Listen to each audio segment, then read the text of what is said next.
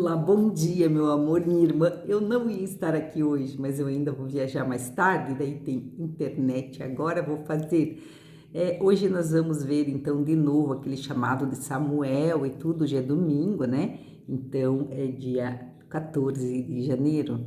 E, gente, o que eu quero comentar aqui é sobre a segunda leitura, a carta de 1 Coríntios 6.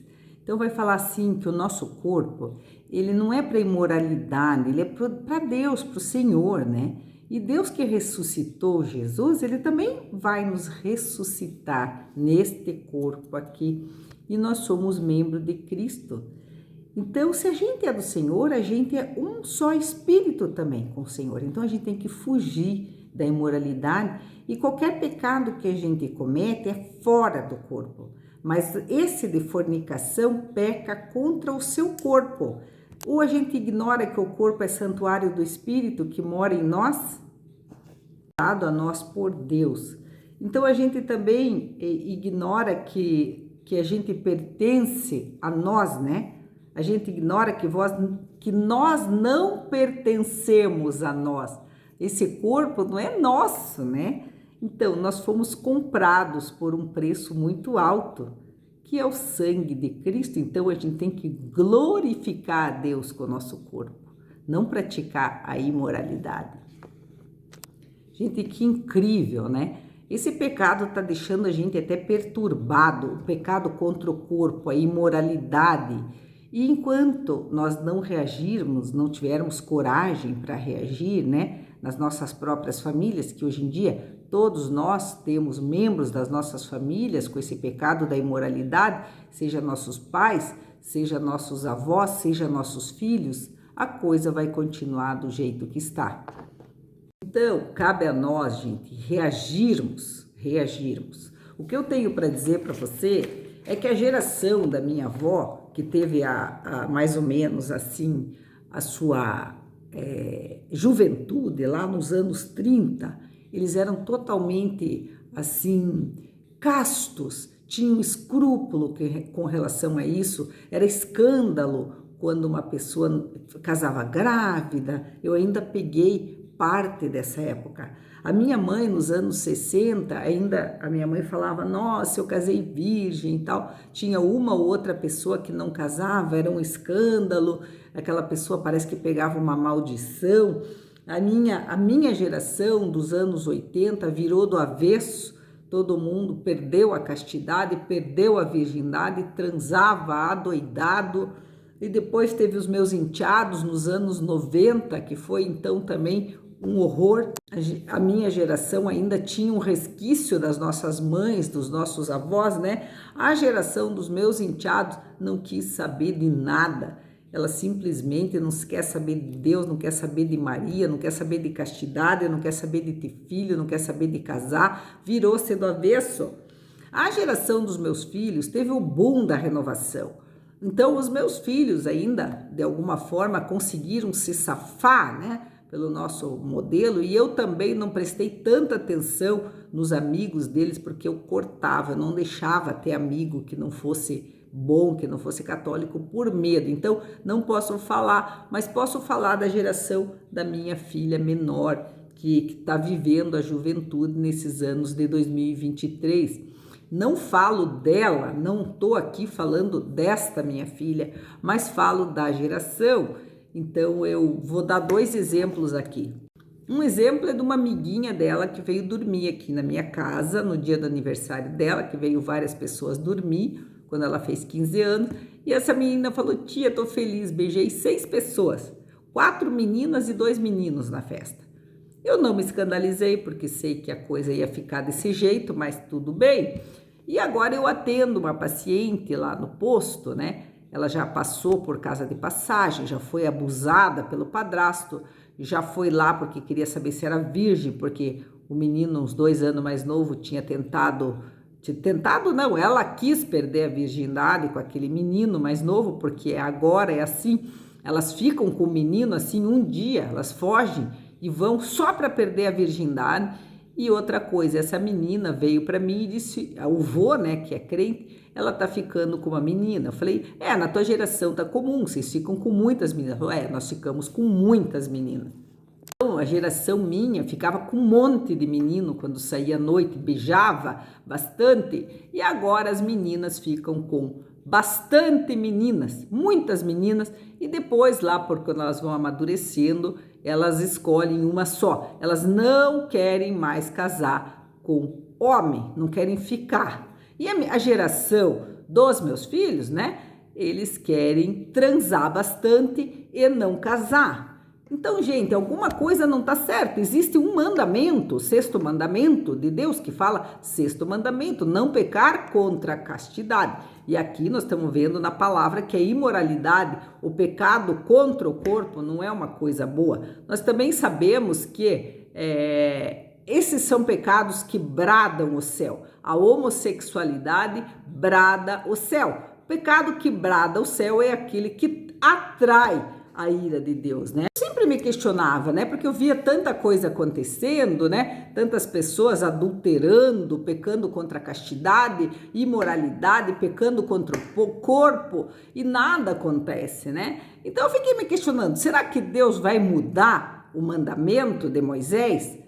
Porque não tem jeito, a pílula anticoncepcional mudou tudo, a mulher se liberou, a mulher está trabalhando, será que os mandamentos vão mudar? Não, os mandamentos não vão mudar. Maria é virgem, né? Deus quer que os dois se unam numa só carne, até poderia voltar lá para Adão e Eva no paraíso, que o homem se una numa só carne para toda a eternidade, isso para o mundo inteiro, né? Deus não tem interesse em dizer que só a Igreja Católica, porque o mundo inteiro está perdido, né? Então o interesse teria que ser que o mundo inteiro resolvesse se unir numa só carne. E outra coisa, gente, mulheres, tem um grupo de velhas ali no Facebook, elas só se vangloriando, essas que transaram bastante nos anos 80 e transaram a vida inteira até agora. Claro, elas ficaram velhas, tão maduras, já ganharam o dinheiro delas, já tudo. Elas querem ficar sozinhas e elas ficam se valorizando. Ai, porque o ser humano tem que ser sozinha, todas falando isso. E eu fico pensando, cadê os homens dessas mulheres, né? Estão com outra? Os homens têm que estar com alguém, quer dizer que se elas estão se valorizando. E outra, eu pergunto, vocês têm filho? Porque elas tiveram que ter filho, elas tiveram que se unir. E os filhos dela querem ter filhos ou querem ser sozinhos, né? Então, gente, tá uma bagunça essa história da imoralidade, do pecado contra o corpo. Eu, quando me converti, eu achava que Deus ia destruir o mundo, mas eu tinha uma noção de que era pecado, eu ainda tinha. A minha filhota aqui com a turma dela não tem mais noção de pecado, eles perderam dos anos 80 até agora, né? Eles perderam totalmente, em 40 anos, perdeu-se a noção de que isso é pecado. Então, eu nem quero entrar nesse mérito, né? O que você pode fazer? Primeiro, você tem que, como eu, acreditar, né, que isso não está certo. Isso número 1. Segundo, não acolha na tua casa, não acolha na tua vida, não acolha na tua família. Reaja com coragem, porque eu vejo assim, às vezes a gente acolhe. Né? Os filhos do meu marido, eu não acolhia porque meus filhos eram pequenos, eu não queria dar exemplo. Mas os meus eu já acolho às vezes, entendeu? Então, não pode acolher. Não pode acolher. Eu aprendi uma frase com meu marido que fala o seguinte: não dê de graça, cobre. Entendeu? Porque você, na verdade, a moça que tá indo, transando com o cara, antigamente, quando eles queriam transar, eles iam na prostituta que se valorizava, ela dava um valor monetário pro corpo dela e era chamada de prostituta porque ela era desvalorizada na parte emotiva, afetiva, espiritual. Mas ela cobrava pelo corpo dela que não vale nada, e Deus vê isso com bondade, aos bons olhos, né? Claro que é um pecado contra o corpo, né? Nós vamos ressuscitar nesse corpo, mas Maria Madalena se salvou, a adúltera se salvou, a mulher que casou 6 vezes, samaritana, na Bíblia se salvou. Então, assim, gente, o pecado contra o corpo da prostituta não tem tanto problema. Agora, uma mulher que se desvaloriza a ponto de se doar para um homem sem cobrar nada, ela não cobra o pão, ela não cobra um filho, ela não cobra nada, gente. Então, que valor que ela tem? né? Então, às vezes, o homem até te desvaloriza, mas você tem que dizer, olha, você não pode vir aqui ficar comigo, dormir na minha casa e não me dar nada, só transar, gente. Então, isso é uma coisa de falta de moral, falta de ética, né? O sexo, o prazer sem compromisso, ele é uma falta de ética, uma falta de moral. É uma desgraça para o nosso país, para o nosso mundo. Então, a mulher, ela não deve consentir com isso. A palavra mínima que você tem que receber antes de você fazer qualquer coisa é casamento para sempre. Não aceito o divórcio. É que hoje em dia ninguém vai casar na igreja e no civil. Mas se você se entregar para o teu homem, se ele prometer para ele, que vocês vão casar, não tem problema. Só que assim, gente, sempre vai ter uma mulher dos anos 80, que sou eu ainda viva. Então você vai fazer aquilo que eu dizia para Manuela. Você quer transar? Antes de casar, transe, mas transe então no teu quarto, só você e ele, sem ninguém ver, né? E outra coisa, não me vá na casa dele, porque sempre vai ter uma avó ciumenta do neto que vai chamar ela de puta, de vagabunda, de sem vergonha. Gente, então não adianta. A melhor coisa que tem, a melhor opção é você fazer amor na tua cama, a cama que você pagou, comendo a tua comida, lavando a tua roupa. Essa é a melhor forma, a forma mais lícita, mais legal. Eu denunciei esses dias uma pessoa da minha família que está se achando o máximo, que já está 4, 5 anos fazendo isso. Os pais da moça já se separaram. Tem outros exemplos, não é só um, 2 na família, de que fazem isso e que os pais da moça já se separaram. Então são pecados que bradam o céu, que atraem a ira de Deus na família. Talvez se eu fiz também atraiu na minha, mas foi por muito pouco tempo. Eu já logo me arrependi, eu já logo pedi perdão e eu já logo acertei as minhas contas com a igreja. Então o que fazer? Você tem que ir para a igreja, confessar, ir adiante no teu processo de conversão. E você tem que se libertar deste pecado de impureza. Tem que se libertar. Deus vai destruir o mundo se você não se libertar? Deus vai mudar os mandamentos se você não se libertar? Não! Deus não vai mudar o mandamento. Nós somos feitos à imagem e semelhança de Deus, que é puro, como Maria, como Jesus. Esses são os nossos modelos. E se nós queremos ressuscitar, que você depois de morto vai para o inferno, vai mesmo, vai queimar, que queime no fogo eterno. Agora, enquanto você está aqui, você está sendo mau exemplo para os teus pais, para os teus filhos. Existem pessoas que se separam e começam a ter 30 namoradas, não, né? Então também está errado, porque é um mau exemplo para os filhos, e os filhos acolhem aquilo. Não é só com os filhos, é com os pais também.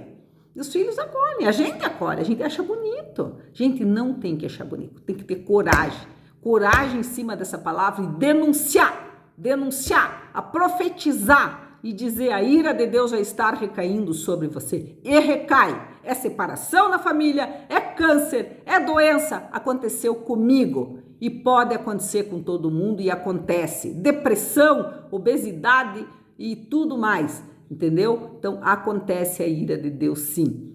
Por que não Deus destrói o mundo? Não destrói porque tem gente que ora, e tem gente casta, e tem gente que quer. Não estou dizendo que você não tem que fazer amor, faz com o teu marido, a sós, vocês dois, na castidade, na confiança, na pureza. Com esse escândalo, ai daquele por meio de qual vêm os escândalos. É melhor colocar uma pedra no pé e se jogar no mar do que continuar escandalizando estes pequeninos de Jesus. Então, todas as pessoas que escandalizam os meus filhos, todas as pessoas que escandalizam sei lá quem, melhor colocar uma pedra no pé e se jogar no mar. E outra coisa que eu digo para você, que a ira de Deus vem sim sobre as pessoas que fazem isso. Cedo ou tarde vai acontecer, você vai receber a irinha de Deus, que o bracinho de Deus não é leve, é pesado. Ele só não destrói o mundo porque tem pessoas que se penitenciam, que rezam o terço, que rezam o rosário, que a Eucaristia proclamada, pessoas castas, pessoas puras, cheio, tem muitas, não é só disso que eu estou falando. E outra coisa, tem vontade de fazer amor, como diz São Paulo, case, aquele que se sente abrasado, que se case. Deus, nosso Senhor Jesus Cristo, tenha misericórdia da minha família, da tua família. Deus, nosso Senhor Jesus Cristo, Nossa Senhora Aparecida, que a bênção de Deus recaia no meu lar, que não aconteça nada de ruim e que proteja os meus filhos, que eles sejam castos, porque quem for casto vai prosperar, quem não for casto vai se ferrar, porque a ira de Deus está sobre você. Queira castidade, queira pureza no casamento. É muito lindo um casal que se une na pureza.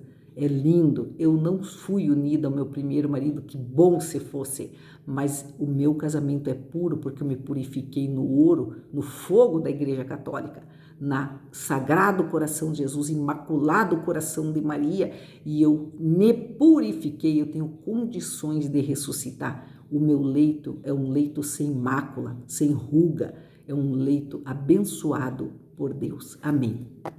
E eu sei que tem gente que fala, né? Quem é ela para me julgar? Quem é ela para ficar falando isso? Ela que casou 3 vezes? Ela que teve fama de adulterar, de pecar contra o marido?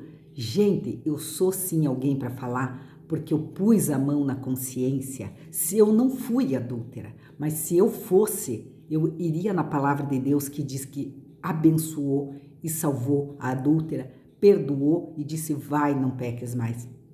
Eu também não tive ainda 6 maridos, mas se tivesse, Jesus ficou amigo da samaritana que queria seguir ele, libertou a samaritana. Existe salvação, sim, para a mulher que faz isso. O homem, Jesus nem fala na palavra, porque o homem é diferente da mulher, não adianta você querer se igualar, entendeu? Então, a mulher, que ela é, eu vou para Maria, é dessa fonte que eu bebo hoje, eu me arrependi, eu fiz novena, eu ajudei meu pai, fiquei com dó do meu pai, das coisas que eu fiz contra ele. Eu, quando transei com meu primeiro marido, eu já tinha 21 anos e ele podia me sustentar e ele propôs para nós morarmos juntos. E minha mãe sempre dizia, quando você fumegar a tua chaminé, você pode ir embora. Como que dizia, não é tão importante o casamento no civil, mas que você não venha comer o pão e fazer coisa errada e coisa fora, dentro de casa. Então, eu sempre tive essa consciência. E quando eu fiz, eu tinha 21 anos e meu marido já tinha me proposto para nós morarmos juntos. Nós tínhamos um apartamento onde nós ficávamos, né? A gente não podia casar porque a gente fazia medicina e não era a hora ainda. Mas isso não foi legal, porque eu traí os meus pais. Eu traí a minha família, eu traí os meus irmãos. E a família dele sabia que isso acontecia, que também tinham feito isso, mas me julgavam. Então, não tem jeito, gente. A gente entra numa emboscada. Esse tipo de coisa não se faz. Não é para se fazer. O tema do pessoal não achar que é pecado, as pessoas hoje são poucos filhos. Eles são filhos daqueles pais. Nós que tínhamos um monte de irmão, eu tinha que ser filha de Deus, porque meu pai e minha mãe nem tinham tempo para mim. Então, Deus em primeiro lugar na minha vida. E eu tinha noção que eu queria agradar a Deus, que era o meu pai e a minha mãe. Claro que eu tinha meu pai e minha mãe só para dar uma ajudinha para Deus. Hoje em dia, as pessoas são filhos daqueles pais adúlteros. É uma geração adúltera. É uma geração que já está assim. Os pais são, os filhos são, os irmãos são. Então, ninguém mais, as pessoas já vão se perdendo, né? Essas pessoas que não são castas, elas mesmas, entre elas, elas brigam. Elas mesmas vão se destruir, entendeu? E Deus também é bom. No meio da falta de castidade, existe gente que se ama, que acaba Deus abençoando, e a gente, claro que não pode julgar ninguém, a gente não vai sair aqui julgando e condenando a humanidade por causa disso, mas tem que denunciar, tem que falar que é errado. Gente, quando aconteceu a minha conversão, o meu pai era uma pessoa, todo mundo sabe aí em Curitiba e tudo, meu pai tinha 4 mulheres, os meus irmãos sabiam, minha mãe sabia, eu sabia, todo mundo sabia. Só que ele era homem, ele tinha ido para a Índia, ele tinha visto que os muçulmanos fazem isso. Quem sabe os muçulmanos que seguram as pontas do mundo para Deus não destruir, eles têm que ter castidade, aquelas mulheres com aquelas burcas. No Brasil seria um horror, mas lá os muçulmanos dão uma segurada, né? Para que Deus não destrua o mundo. E meu pai viu, e como ele não estava feliz no casamento, ele resolveu ter outras mulheres para ele ser feliz. Então, Deus que sabe, Deus que vai julgar os frutos dele, eu não, mas com a minha conversão, com a minha mudança, eu consegui mudar o meu pai. E eu quero sim mudar os meus filhos, quero mudar os meus amigos, quero mudar os meus parentes. Gente, eu comungava quando eu estava no meu segundo casamento. Tinha casado na igreja, eu era tão sem vergonha que eu ia na igreja católica com meu segundo marido e eu comungava. Mas só que ele ficou com câncer e eu tinha sido crente, eu conhecia a palavra. Diz, não comungue, não receba o corpo e o sangue de Cristo sem discernir o corpo e o sangue de Cristo. E eu entendi então que ele poderia estar com câncer por causa da minha condição, que a Igreja Católica casa para sempre. Como o meu chamado era para casar na igreja, eu tentei anular e casar com ele. Ele não quis, ele foi adúltero, porque ele disse, não, eu casei com você que era casado, mas eu também quero largar você. Ele não queria ficar comigo, né? Então, gente, isso não pode acontecer. Você não pode ficar com a pessoa que não quer ficar com você, que quer se divorciar de você. Não tinha nada errado eu estar com ele e ter filhos com ele. Só que eu não tive a garantia daquele casamento até a morte, né? Então, gente, ele ficou com câncer, só para vocês saberem. Eu gostava bastante dele. Mas quando ele ficou com câncer, eu falei, nossa, que estranho. A gente comunga, a gente vai na igreja, a gente faz tudo certo e ele está com câncer. E eu comecei a me perturbar, aquela coisa da ira de Deus começou a me perturbar muito por causa do câncer dele. E eu resolvi conversar com ele ou para parar de comungar ou para... A gente não poderia fazer o juízo do corpo de Cristo dentro de nós, que é um corpo ressuscitado e puro, né?